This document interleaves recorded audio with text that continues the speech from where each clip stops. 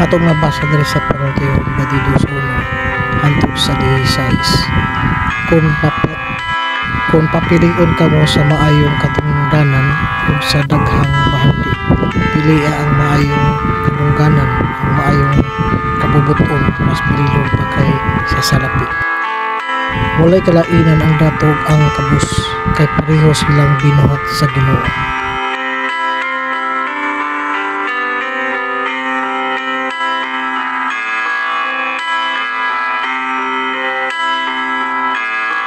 Ang taong maayong pangunahuna makakita sa umabot nga kasama, muli kay siya niini. Padigli kini tagdon sa tawo nga wala paggamit sa iyang unahuna o unya magpasol siya niini.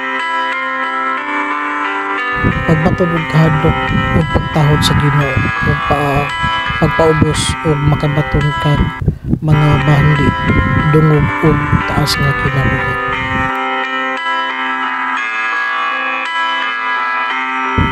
Kung gimahal mo ang imong kinabuhi, palayo sa mga litag na maoy mabitik sa mga dautan.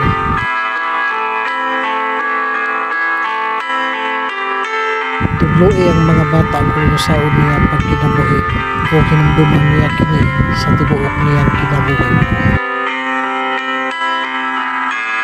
Ang mga kabus ulipon sa taong dato ug ang manghulam paulipon sa nagpahulam kaniya.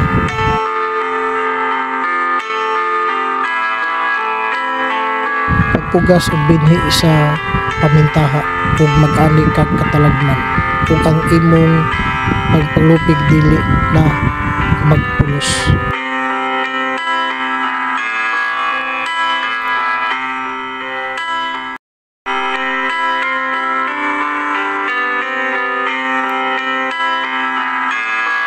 Pagminahatagon o pagpaampit sa imong pagkaon ang mga kabus o panalanginan ka tungod niini.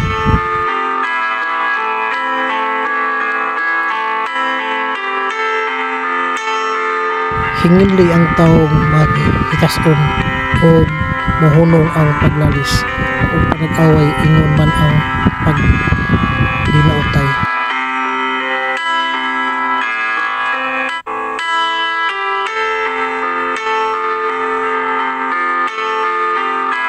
Kung matun-anon ka o malumo nga musulti, mahimo nimong higala ang mga hari.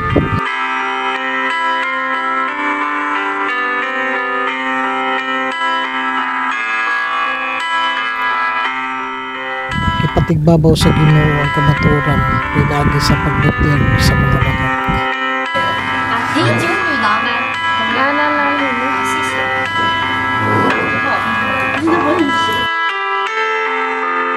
Ang taong tapulan pagpuyo lamang sa balay ug moingon nga tingali unyag tukbon siya sa liog kung mugawa siya sa iyang balay. Ang pagpatintal sa usa ka bigaon, usa ka litag mabitik kini ang mga gikasilagan sa Ginoo.